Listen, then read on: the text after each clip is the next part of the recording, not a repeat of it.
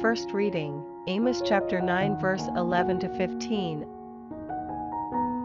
On that day, I shall rebuild the tottering hut of David, make good the gaps in it, restore its ruins and rebuild it as it was in the days of old, for them to be master of what is left of Edom and of all the nations once called mine, Yahweh declares, and he will perform it. The days are coming, declares Yahweh, when the plowman will tread on the heels of the reaper, and the treader of grapes on the heels of the sower of seed, and the mountains will run with new wine, and the hills all flow with it. I shall restore the fortunes of my people Israel. They will rebuild the ruined cities and live in them. They will plant vineyards and drink their wine. They will lay out gardens and eat their produce.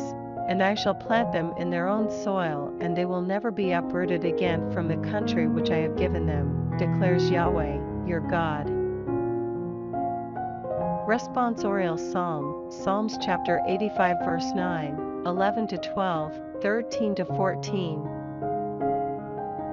His saving help is near for those who fear him. His glory will dwell in our land. Loyalty will spring up from the earth, and justice will lean down from heaven. Yahweh will himself give prosperity, and our soil will yield its harvest. Justice will walk before him, treading out a path.